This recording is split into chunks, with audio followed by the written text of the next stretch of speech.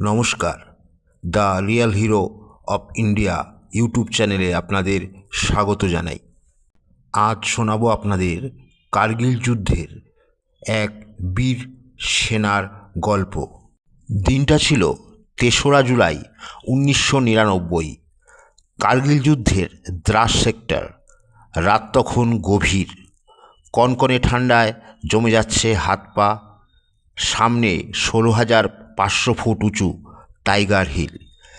এটি ছিল যুদ্ধের সবচেয়ে স্ট্র্যাটেজিক পয়েন্ট। এই পাহাড়ের চূড়ায় বসে পাকিস্তানি সেনাবাহিনী শ্রীনগর লে হাইওয়ের ওপর নজর রাখছিল এবং ভারতীয় কনভয়ের ওপর অনবরত গোলাবর্ষণ করছে।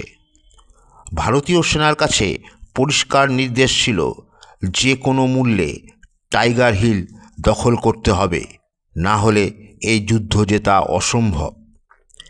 এই অসাধ্য সাধনের দায়িত্ব দেওয়া হলো 18 গ্রেনেডিয়ার্স ব্যাটালিয়নের বিশেষ ঘাতক প্ল্যাটুনকে। এই দলেরই সবচেয়ে কনিষ্ঠ সদস্য ছিলেন মাত্র 19 বছর বয়সী গ্রেনেডিয়ার যোগেন্দ্র সিং যাদব। পরিকল্পনা করা হলো, সোজা পথে আক্রমণ না করে পাহাড়ের পেছনের 1000 ফুটের খাড়া এবং মসৃণ পাথুরে দেওয়াল বেয়ে উঠতে হবে। পাকিস্তানিরা কল্পনাও করতে পারেনি যে কেউ এই খাড়া দেওয়াল বেয়ে উপরে উঠতে পারে।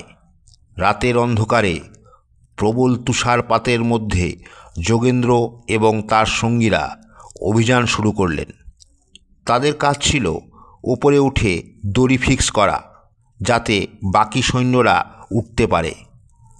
হাড় হিম করা ঠান্ডায় আঙুল অসাড় হয়ে আসছিল, কিন্তু তারা থামেননি।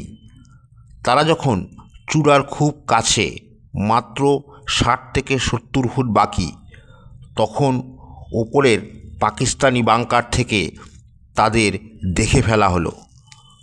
মুহূর্তের মধ্যে ওপর থেকে নেমে এলো মেশিনগান এবং রকেট লঞ্চারের আগুনের বৃষ্টি।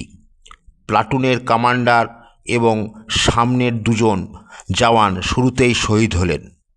বাকিরা পাথরের খাঁজে আটকা পড়লেন, কিন্তু যোগেন্দ্র দমে যাওয়ার পাত্র ছিলেন না। তার কুচকিতে এবং কাঁধে গুলি লাগলো, রক্তে ভিজে গেল ইউনিফর্ম। তবুও তিনি সেই অবস্থাতেই বাকি পথটুকু বেয়ে উঠলেন এবং দড়ি ফিক্স করলেন। তার সাহসে ভর করে বাকিরাও উপরে উঠে এলো। এরপর শুরু হলো এক ভয়াবহ হাতাহাতি লড়াই। কিন্তু পাকিস্তানিরা সংখ্যায় ছিল অনেক বেশি এবং তারা সুবিধাজনক অবস্থানে ছিল। ভারতীয় জওয়ানরা বীরত্বের সাথে লড়লেও একে একে সবাই শহীদ হতে লাগলেন। এক পর্যায়ে যোগেন্দ্র দেখলেন তার দলের সবাই মৃত, শুধু তিনি একা বেঁচে আছেন। তার শরীরে তখন একের পর এক গুলি লাগছে। একটি গ্রেনেডের বিস্ফোরণে তার বাম হাতটি ভেঙে গিয়ে চামড়ার সঙ্গে ঝুলছিল। তিনি যন্ত্রণায় মাটিতে লুটিয়ে পড়লেন। যুদ্ধ থামলে পাকিস্তানি সৈন্যরা বাংকার থেকে বেরিয়ে নিচে নেমে এলো। তারা নিশ্চিত হতে চাইল যে সব ভারতীয় জওয়ান মারা গেছে কিনা। তারা প্রতিটি মৃতদেহের বুকে এবং মাথায় আবার গুলি চালাচ্ছিল। যোগেন্দ্র বুঝতে পারলেন নড়লেই মৃত্যু। তিনি শ্বাস বন্ধ করে মরার মতো পড়ে রইলেন। এক পাকিস্তানি সেনা তার কাছে এলো এবং তার বুকে ও পায়ে আবারও গুলি করল। অসহ্য যন্ত্রণায় তার শরীর ছিঁড়ে যাচ্ছিল, কিন্তু তিনি টু শব্দটিও করলেন না। পাকিস্তানিরা ভাবল এও শেষ।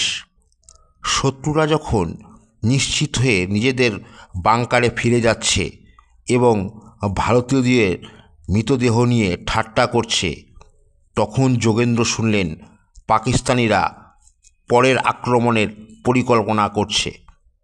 তিনি বুঝলেন এই খবর নিচে পৌঁছতে না পারলে পুরো ব্যাটালিয়ন শেষ হয়ে যাবে।